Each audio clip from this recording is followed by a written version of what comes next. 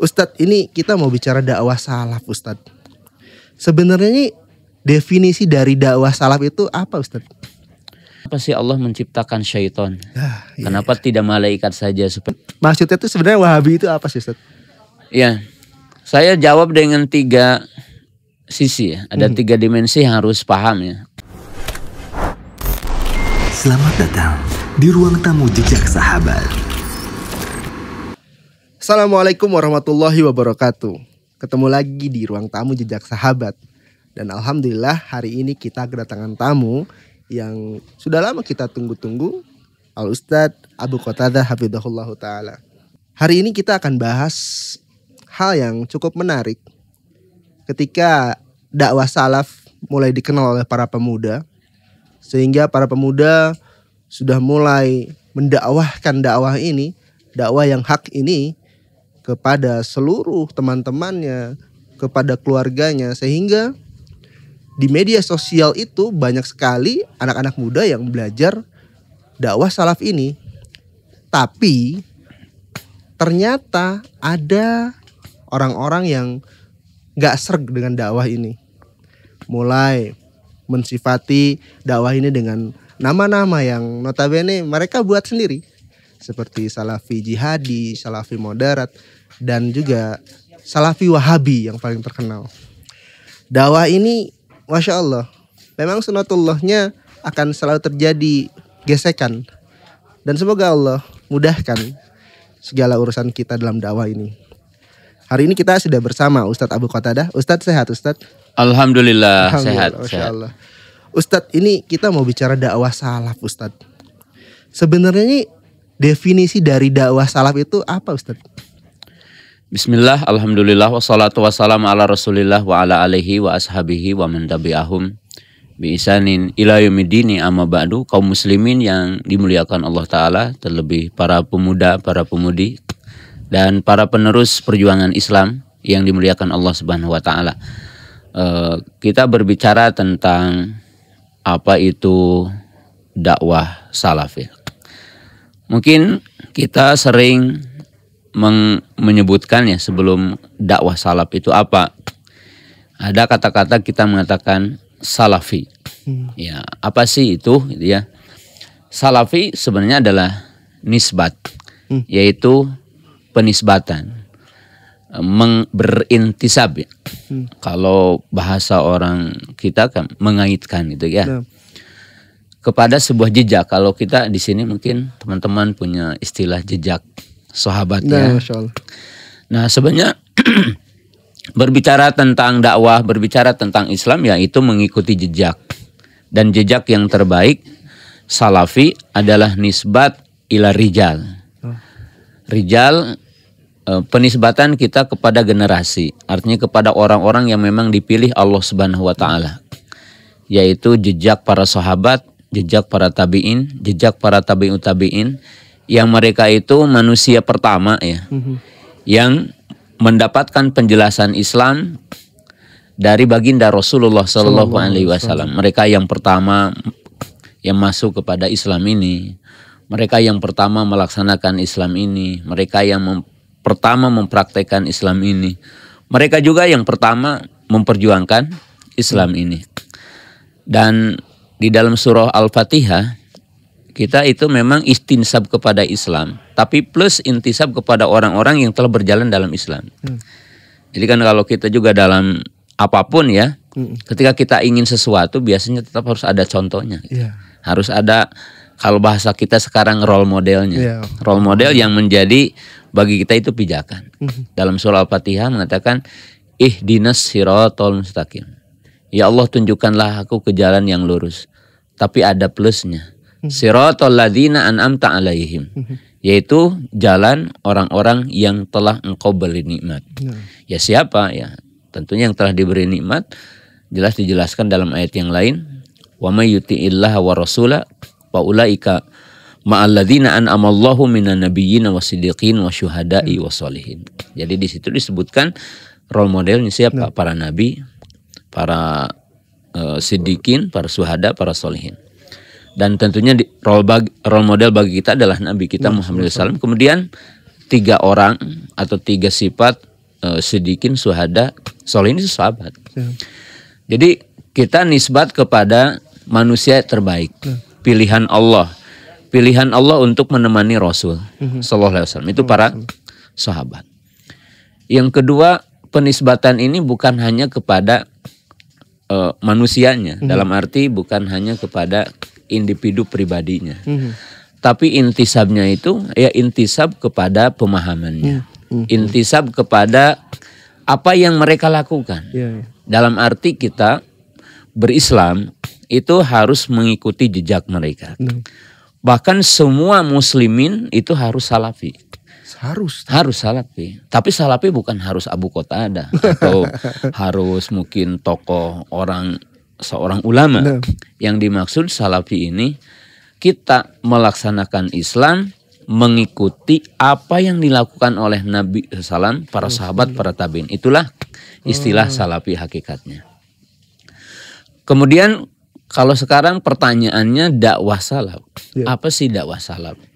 Sebenarnya dakwah salaf itu kalau digambarkan dalam dua hakikat yang sederhana. Karena kalau kita bahas mungkin bahasanya sangat luas ya. Dakwah salaf itu pertama kita didefinisikan adalah ad-da'watu ilal islamil kamil. Dakwah salaf itu dakwah yang menyeru kepada Islam secara universal, secara menyeluruh itu. Itu dalam makna ayat ya ayyuhalladzina amanu udkhulu fisilmi kafah. Wahai orang-orang yang beriman, masuklah kamu kepada Islam dengan secara total. Jadi ya, kita melaksanakan Islam secara total berkaitan dengan akidah, berkaitan dengan ibadah, berkaitan dengan muamalah, berkaitan dengan ruang lingkup keluarga yang dinamakan dengan Islam munakaha. Nah, termasuk juga melaksanakan Islam bagaimana bernegara, bagaimana mentaati pemerintah Muslim, pemerintah kita, ya, dan semua sistem kehidupan. Jadi yang dimaksud dengan dakwah Islam itu ya dakwah yang menyeru kepada Islam secara total. Itu bagian pertama. Bagian yang kedua, dakwah salaf itu ad-da'watu ila islami an-naqi as-sahih. Ini qabla urudus syubuhat, qabla urudul bidah. Nah, dakwah salaf ini dakwah yang menyeru kepada Islam yang murni, Islam yang khalis, ya, Islam yang masih murni, Islam yang masih belum terkontaminasi dengan semua penyimpangan-penyimpangan. Karena memang Nabi Shallallahu Alaihi Wasallam menggambarkan di dalam dua hadis, beliau mengatakan, fa innahu man ya'ish minkum ba'di fasarah tilapan katsira fa alaikum bisunnati wa sunnatil khulafai rasyidin al-mahdiyyin. Dan dalam hadis yang paling populer yaitu hadis Iftiraqul Ummah, satabtariku ummati ila salasin masabina firqatan kulluha finnari ila wahidah. Qalu wa mahi al-wahidah? Qala makan alaihi al-yawma wa ashabi. Jadi apa sih dakwah salaf itu? Dakwah yang menyeru kaum muslimin ke Islam yang sempurna, ke Islam yang an-naqi sahih, yaitu Islam yang murni, Islam yang jernih. Karena kalau digambarkan kan Islam ini seperti seperti aliran air gitu. Jadi ini ada mata air, ya, kemudian ada aliran atau sungai atau apa namanya. Maka Islam yang sahih itu kita meniti mencari jejak ke Islam yang aslinya, yang belum ada mungkin di sini sampah-sampah dari hulu, ya, dari kehulunya. Kemudian ada mungkin ya kalau sekarang kan itu ada pabrik atau apa gitu ya. Nah, Islam salafi itu ataupun dakwah salaf itu dakwah yang menyuruh orang ke aslinya itu, kepada kemurniannya, dan itu hakikatnya sederhana. Ya. Jadi bicara tadi harus, Ustaz, karena kita harus salafi, dan salafi yang dimaksud adalah kepada Nabi SAW dan para sahabat. Itu bagaimana mereka cara berdakwah seperti dulu itu, apakah kita harus ikutin seperti itu atau kita boleh memodif, Ustaz? Berdakwah usulnya, artinya usul dakwah salaf ini. Kalau usulnya itu tidak boleh berubah ya. Kalau usul berdakwah apa yang didakwahkannya. Kemudian manhaj berdakwahnya itu adalah diistilahkan tauqifiyah. Tapi kalau bagaimana kita menempuh sebab-sebabnya, menempuh wasilahnya, itu tentunya istilah sekarang itu ya bukan pembaharuan, tetapi ya disitulah yang dinamakan Islam itu murunah. Islam itu lentur. Islam itu akan sesuai dengan setiap waktu dan tempat. Karena dikatakan solihun likuli zamanin wa makanin. Artinya Islam itu, dakwah salaf itu akan senantiasa relevan untuk setiap waktu dan tempat. Tapi dari sisi konten ataupun usul yang didakwakan, ya tetap dakwah salaf itu ya dakwah Islam. Dakwah salaf itu dakwah yang menyeru kepada Islam universal yang tadi. Dakwah yang menyeru kepada Islam yang sahih. Tetapi dakwah salaf ini memiliki ya artinya usul-usul pokok-pokok gitu kan. Ya seperti umpamanya dakwah kepada tauhid itu ya. Ya itu usulnya. Dakwah kepada ilmu, dakwah untuk ijtima kaum muslimin. Jadi kalau yang dinamakan usulnya, apa yang harus didakwahkannya, bagaimana metode mendakwahkan dalam arti di sini dalam istilah para ulama uslub ya, uslub itu tidak boleh berubah, ya karena itu dakwah sebagaimana disebutkan di dalam ayat Qul hadhihi sabili ad'u ilallahi ya ala basiratin ana wa manitaba'ani. Jadi kalau ditafsirkan secara lugas ayat ini, setidaknya kita ambil 2 poin. Poin yang pertama bahwa berdakwah ini harus berdasarkan argumentasi, itu satu.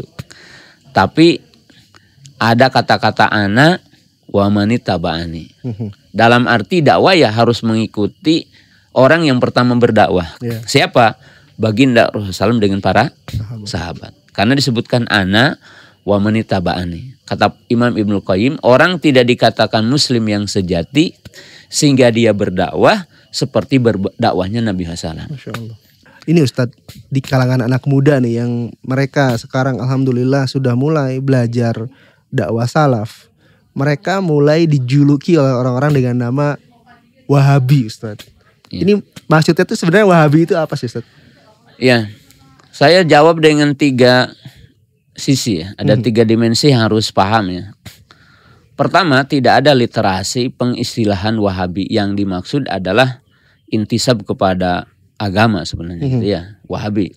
Ya seperti umpamanya istilah tadi, ada istilah, mungkin istilah-istilah yang ada di dunia ya. Khawarij dan sebagainya ataupun istilah-istilah. Ya, itu yang pertama. Jadi tidak ada satu literasi kitab umpamanya kelompok didefinisikan Wahabi. Ya, itu yang pertama. Yang kedua, ada satu pengkaburan ataupun bahkan ini pendoliman sejarah gitu ya. Yaitu dengan istilah Wahabi ini. Ya, jadi para ahli sejarah menyebutkan ya ada 2 sosok gitu yang berbeda dalam sejarah. Yang pertama adalah yang dikenal dengan Abdul Wahab. Ibnu Abdurrahman Ibnu Rustum. Ini Rois min Ru'asai al-Ibadiyah. Jadi dalam sejarah itu ada orang yang dikenal dengan Abdul Wahab Ibnu Abdurrahman Ibnu Rustum.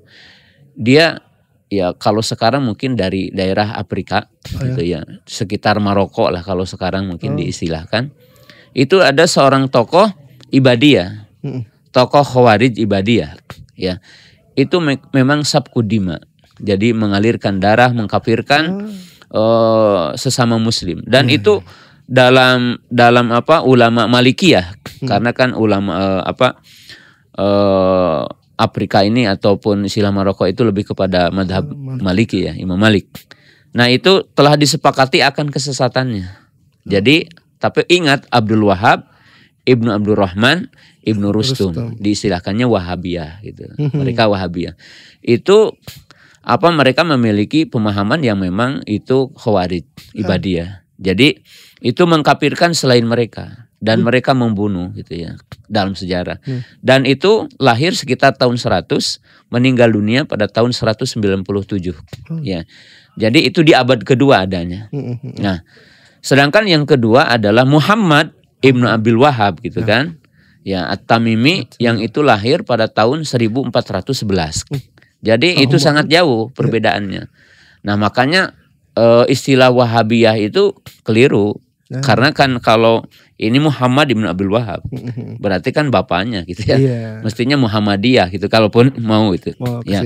Jadi itu ada beda sekali. Jadi itulah yang para pemuda juga harus tahu. Jadi ada 2 sejarah yang berbeda. Mestinya kita pahamnya ya itu keliru gitu. Artinya Wahabiyah itu kepada sana gitu. Yang adapun Muhammad bin Abdul Wahhab At-Tamimi yang lahir di 1411 Hijriah itu Sunni, ahli sunnah, Salafi ya. Sebagaimana kita ketahui bahwa beliau seperti ulama yang lainnya. Kalau kita baca literasi kitab-kitabnya, bahkan sekedar contoh ya bahwa Syekh Muhammad bin Abdul Wahhab, walaupun memang beliau dari sisi fikih umumnya adalah kembali ke madhab Imam Ahmad Hambali, tapi tidak menafikan menukil ulama-ulama yang lain. Bahkan dalam kitab Ushulus Salasah, ya mungkin antum udah pada belajar, banyak orang belajar. Di poin pertama ketika beliau mengatakan i'lam rahimakallah, ketahuilah wahai saudaraku yang dirahmati Allah, harus mengetahui empat perkara kan itu. Kemudian yaitu ilmu, amal, dakwah dan sabar ya. Beliau mengatakan dalilnya adalah wal asri innal insana lafi husrin. Setelah itu menukil kalam Imam Syafi'i yang isinya kalaulah manusia tahu dengan ayat ini maka cukup untuk keselamatan manusia, paham dengan surah itu. Menunjukkan bahwa apa? Bahwa Imam Syekh Muhammad bin Abdul Wahhab yang At-Tamimi ini itu ya artinya seperti ulama yang lain, ahli sunnah. Jadi istilah Wahabi itu seperti itu, ada keliru. Yang ketiga yang harus kita paham, istilah Wahabiyah itu berupa rekayasa dari musuh-musuh Islam sebenarnya. Litanfiril muslimin, yaitu untuk menjauhkan kaum muslimin dari hak. Kenapa? Karena ini awalnya sebenarnya istilah Wahabiyah ini dari Afrika itu. Jadi umumnya istilah Wahabiyah ini yang dinisbatkan kepada umat Islam, sebagian umat Islam itu berada di negeri-negeri yang terjadi istikmar, yang terjadi penjajahan. Kenapa? Ya untuk menjauhkan jihad kaum muslimin ketika untuk mengeluarkan para mustakmirin, yaitu orang-orang yang menjajah. Dan itu di negeri-negeri ya seperti Pakistan, seperti yang itu dulu ada jajahan Inggris. Jadi istilah ini kalau kita lihat dalam sejarah itu termasuk rekayasa musuh Islam. Ya untuk menjauhkan. Dan kemudian juga tidak jauh dari rekayasa tentunya dari kaum Syiah Rafidhah yang bagaimana menjauhkan umat Islam dari Islam. Jadi itu yang harus kita tahu, tiga sisi. Jadi intinya sih sebenarnya kita harus pelajarin sejarahnya Ustaz ya. Oh iya, belajar sejarah itu bagian yang terpenting bagi setiap muslim. Ya, bahkan dalam ilmu hadis ya bagian pokok kan ada nasih mansuh, itu perlu sejarah ya. Mengamalkan hadis. Apalagi ya bagi orang-orang yang khusus, bukan semua kaum muslimin tentunya. Memahami aina sabik, aina lahik, mengetahui mana yang lebih dulu, mana yang setelahnya. Itu kan harus tahu mana gurunya, mana muridnya gitu kan, mana sejarahnya, mana ulu, mana nazil, mana yang lebih tinggi sanadnya, mana yang bawah. Itu sangat penting dalam Islam. Dan masalah khulafaur rasyidin, seperti orang mengatakan Aisyah benci kepada Ali. Bagi kita baca Sahih Bukhari bahwa ketika itu para sahabat bertanya ke Aisyah radhiyallahu taala anha tentang batasan mengusap hub, belum mengatakan jangan kepada aku, tuh datang kepada Ali katanya. Dia orang yang pertama mendengar dari baginda Nabi SAW. Jadi menunjukkan bahwa Aisyah cinta Ali dan tidak pernah benci. Menyuruh orang untuk meminta fatwa kepada Ali radhiyallahu taala. Jadi sejarah seperti ini anak muda adalah harus tahu. Ya, bagaimana kita tahu? Baca Sahih Bukhari. Ya, sama ini Ustadz, apa sih namanya, dakwah salaf itu di kalangan masyarakat itu dikenal dengan dakwah yang keras. Terus sampai ada omongan dari mereka itu bahwa ini tuh teroris, radikal, pemahamannya radikal, sampai muncullah istilah salafi jihadi. Itu sebenarnya dakwah salaf yang kita maksud sekarang ini itu mengajarkan itu atau enggak sih Ustaz? Yang pertama ya mungkin juga tadi kalau kita membahas satu ya senantiasa ada titik sisi-sisi yang harus kita bahas. Pertama, tidak boleh kita mengistilahkan ada salafi jihadi, ada salafi Salafi itu satu gitu ya, yaitu mengikuti jejak para sahabat, mengikuti Islam yang murni itu. Jadi kita tidak boleh mengistilahkan istilah itu. Dan istilah-istilah itu juga untuk tafrik baina ahli sunnah, tafrik bainal muslimin, yaitu punya tujuan untuk memecah belah kaum muslimin. Karena tidak boleh kita mengistilahkan. Dan kita itu tidak boleh mengistilahkan apapun dalam Islam kecuali gambaran Islam. Ya, seperti sekarang ada Islam Islam ini gitu kan. Jadi Islam itu tidak bisa digambarkan dengan akhlak saja. Islam itu tidak bisa digambarkan dengan kelembutan saja. Islam itu tidak juga digambarkan dengan jihad saja. Jadi barang siapa yang memahami Islam parsial pasti akan sesat. Kenapa? Akan melupakan dan menghilangkan sisi-sisi lain. Jadi semua istilah seperti itu tidak boleh. Ya. Yang kedua, bahwa ini mungkin ya kita juga harus introspeksi bahwa dikatakan radikal atau dikatakan keras atau katakan begini-begini. Itu tidak lepas bahwa dalam satu komunitas manusia ya ada yang intisab tetapi mungkin juga ada yang keliru. Ya, artinya dalam bahasa kita mungkin ekstrimnya istilahnya itu oknum gitu ya. Oknum. Ya. Jadi kalau ada umat Islam yang keliru tidak bisa Islamnya yang dicacati gitu. Gitu. Nah, demikian juga mungkin ya dari individu orang yang intisab kepada salaf atau mengaku sunni atau salafi itu ada yang keliru dakwahnya. Ya, dalam menapaki dakwahnya dan itu manusiawi kan ya. Manusiawi, ada yang keliru, ada yang menampilkannya seperti ini. Nah, tapi kalau kita lihat sisi yang ketiga bahwa dakwah salaf ini dakwah romah gitu mestinya. Dakwah yang senantiasa lemah lembut, dakwah yang menyeru kepada argumentasi, dakwah yang menyeru kepada hujah argumentasi, dakwah dengan kelembutan. Karena Nabi sendiri yang berkata seperti itu. Ya, ketika saya berikan contoh dalam satu kasus ada Arab Baduy kencing di masjid, kemudian para sahabat itu langsung menghardiknya, bahkan akan mengusir, bahkan dekat seolah-olah akan membunuhnya. Ya.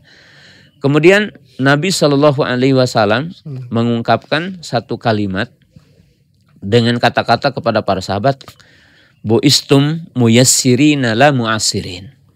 Kalian itu diutus untuk membawa kemudahan. Jadi artinya tidak ekstrim, tidak radikal kalau bahasa-bahasa sekarang.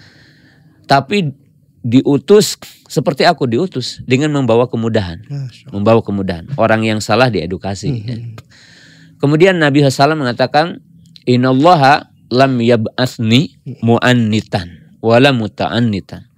Walakin ba'athani Allahu mu'alliman muyassiron.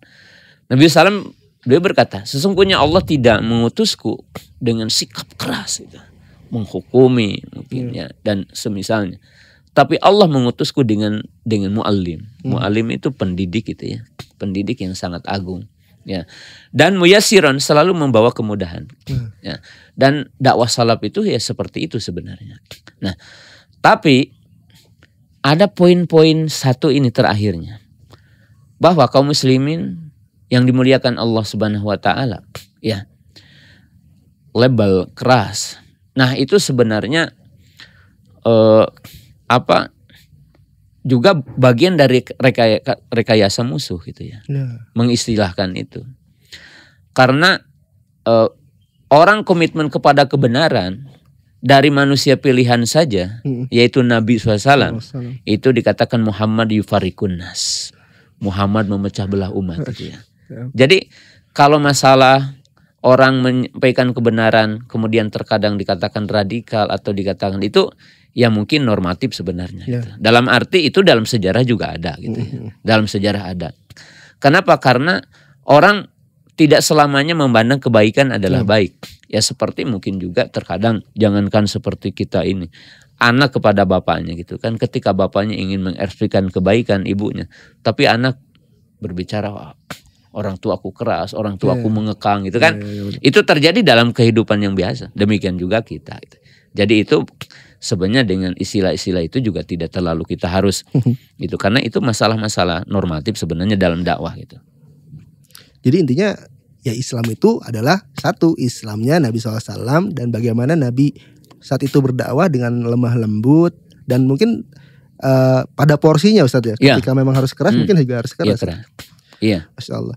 Ini fitnah-fitnah yang memang muncul belakangan ini Ustadz. Tapi Ustadz tadi jelaskan bahwa sebenarnya dulu juga ada, cuman yang sekarang ini mulai mencuat lagi ke permukaan. Ini hikmah yang bisa kita ambil apa Ustadz? Iya. Yang pertama kita harus mengetahui bahwa semua yang terjadi dengan iradah Allah, dengan kehendak Allah. Dan yang kedua kita juga yakin bahwa tidaklah Allah Ta'ala menghendaki sesuatu kecuali di belakangnya ada pembelajaran, ada hikmah. Ya, mungkin kita pernah berkata atau orang berkata, kenapa sih Allah menciptakan syaitan? Kenapa tidak malaikat saja supaya kita menjadi orang taat? Kenapa sih Allah Subhanahu wa Ta'ala tidak menciptakan semuanya muslim di dunia ini? Kok ada orang kafir gitu. Kenapa sih Allah Subhanahu wa Ta'ala tidak menciptakan kita itu nikmat saja, jangan ada tantangan. Ya. Tapi itu tidak hikmah gitu. Allah menciptakan semuanya dengan keadilan. Dengan keadilan. Nah, saya mungkin jawabannya ada dua sisi, sederhana sekali. Bahwa watil kal ayamu nudawiluha. Allah akan senantiasa menggonta-ganti itu ya. Ada siklusnya gitu. Untuk apa? Ya untuk apa? Orang itu harus punya energi sebenarnya. Sederhana gitu ya. Bahwa adanya musuh, adanya tantangan, adanya fitnah, sebenarnya itu punya fungsi agar kita itu kuat. Agar kita juga ada pahala sebenarnya gitu kan. Ada pahala. Jadi kalau tidak ada tantangan, tidak ada pahala itu. Tidak ada jihad, tidak ada pintu-pintu. Kita tahu bahwa surga itu ada pintu khusus. Pintu dari semua itu ada pintu jihad. Nah jihad itu juga jangan dipahami bahwa jihad bawa senjata aja. Jihad itu kan kata Imam Ibnu Qayyim ada 4 macam, ada 13 tingkatan. Ya, jihadun nafas, jihadus syaiton, jihadu arbabidulmi, wal fusak, jihadul kufar wal munafikin. Ada 13 tingkatan. Jihad nafas 4, jihad syaiton 2, jihad arbabidulmi 3, jihad kufar 4. 13 tingkatan. Artinya dengan semua tingkatan jihad, karena semua penyimpangan itu, semua yang bukan Islam, semua yang bukan sunnah, semua yang bukan hak, itu dihadapi dengan 13 tingkatan itu. Nah, kalau sekarang tidak ada tingkatan itu, bagaimana kita ingin masuk ke surga dengan pintu jihad? Dan Allah menyediakan 100 tingkat untuk orang berjihad. Inna fil jannati mi'ata darajatin a'addaha lil mujahidina fi sabilillah. Sesungguhnya di surga itu ada 100 tingkatan yang disediakan bagi orang-orang yang berjihad di jalan Allah. Jadi kaum muslimin yang dirahmati Allah Ta'ala, para pemuda yang dirahmati Allah Ta'ala, semua tantangan itu agar kita akan berada di surga yang paling tinggi. Agar kita bisa masuk ke salah satu pintu yang dinamakan dengan pintu jihad. Itu adalah hikmah yang sangat agung. Masya Allah. Terakhir Ustaz, ini nasihat Ustaz, tolong nasihati kami para pemuda yang ingin berdakwah dengan dakwah salaf ini agar istiqomah Ustadz. Karena kita tahu di depan tuh akan banyak kanan kiri yang bakal menarik kita Ustadz. Nasihati kami Ustadz. Oh Masya Allah. Kepada seluruh kaum muslimin ya, secara khusus kepada kaum muda-mudi. Ya, yang paling pertama utama bahwa kita itu salah satu ciri khas manhaj salaf ataupun dakwah salaf adalah dakwah ilmu. Jadi saya mengajak kepada seluruh kaum muslimin, terutama pemuda-pemudi, itu harus betul-betul punya giroh yang besar untuk thalabul ilmi. Karena landasannya ilmu, ya.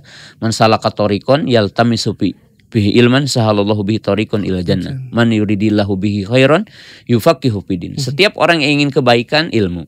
Setiap yang ingin menempuh ke surga adalah ilmu. Jadi yang pertama adalah argumentasi.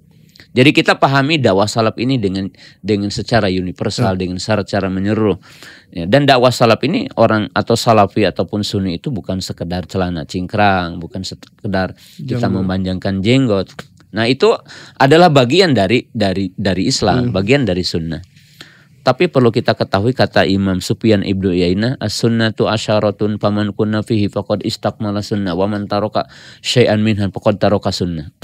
Jadi kalau kita mengaku sunni atau salafi, kata Imam Ibnu Uyainah, sunnah itu ada 10 diantaranya. Barang siapa yang ada pada orang itu 10 poin, dia dikatakan sunni. Barang siapa yang menyelisihi ataupun tidak tahu salah satunya, jangan ngaku-ngaku sunni walaupun di jidatnya dikatakan sunni, bukan sunni. Apa? Takdimul al-imanu bil qadar, takdimu Abi Bakrin wa Umar, Al-Quran kalamullah ghairu makhluk, al-iman yazidu wa yankusu, dan seterusnya. Jadi Apa itu 10 sunnah itu? Mengimani takdir, mendahulukan Abu Bakar dan Umar, kemudian mengatakan Al-Quran kalamullah, mengatakan iman bertambah dan berkurang, dan seterusnya. Jadi kita tidak sekedar mengatakan salafi ataupun sunni hanya dengan casing punya ya. Tapi kita harus betul-betul belajar. Itu yang pertama. Yang kedua, bahwa saya mengajak bahwa kita itu mesti betul-betul semua apa yang ada dalam Islam, dalam sunnah, dan itu yang menjadi jejak salafus soleh ada dalam kehidupan kita. Jadi ada dalam kehidupan kita bahwa kita itu betul-betul pelaku itu. Karena ilmu itu harus membuahkan amal. Itu poin yang kedua.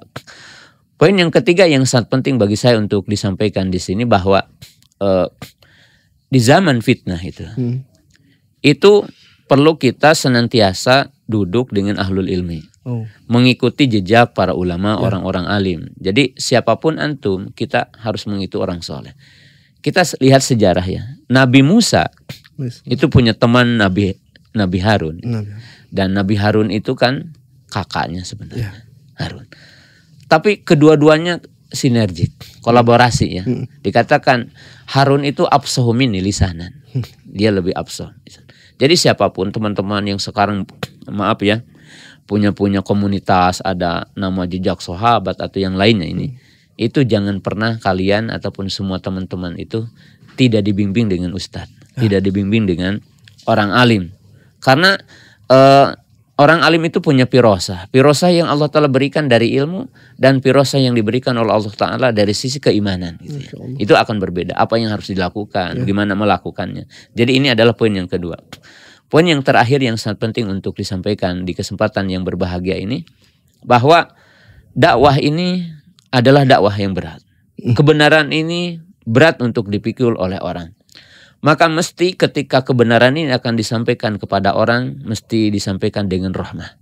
Saya berikan contoh seorang dokter yang tentunya semua orang itu enggan untuk mengkonsumsi obat.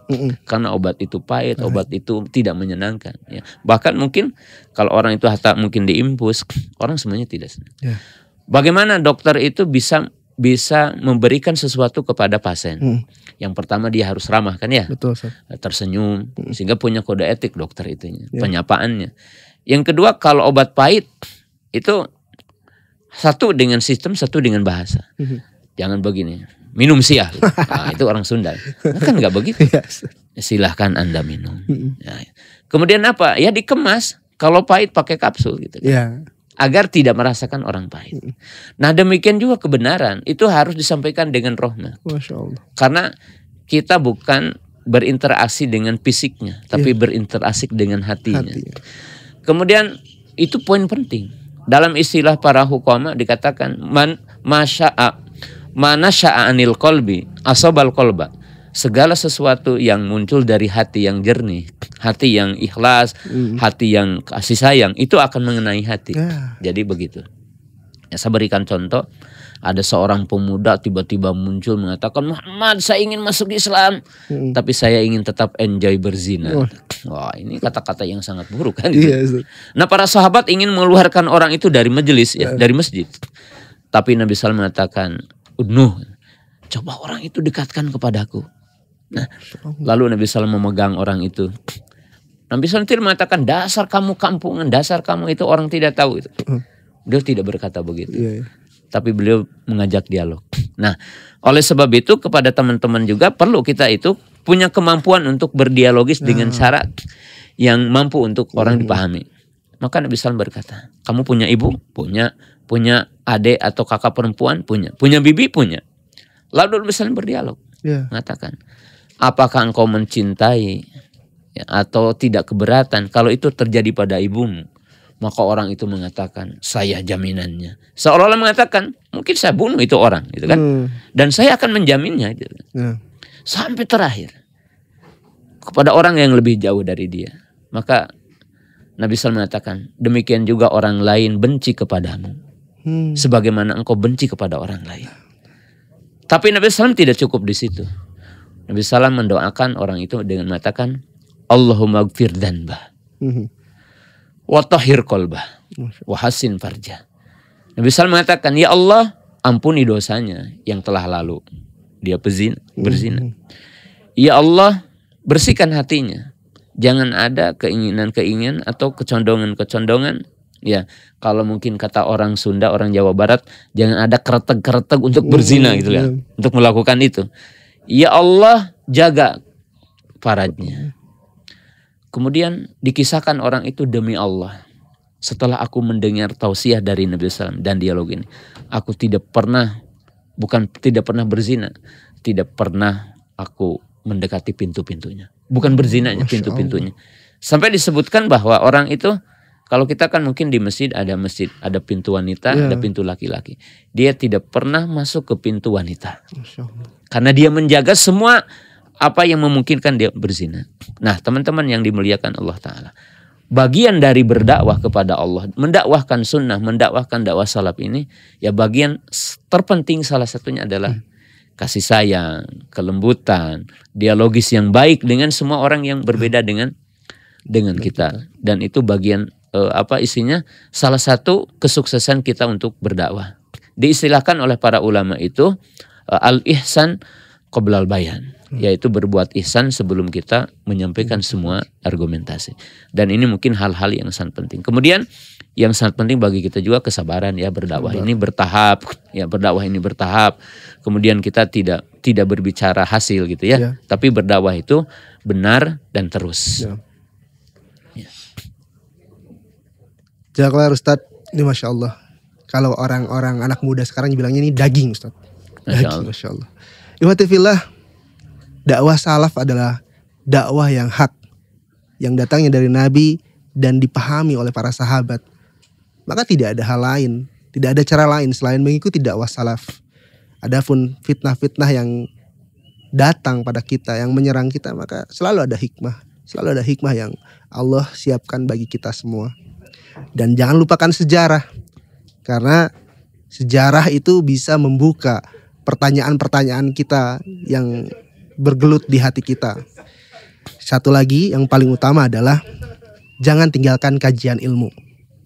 Selalu semangat belajar di belakang guru-guru kita dan catat setiap hikmah-hikmah yang guru-guru kita sampaikan.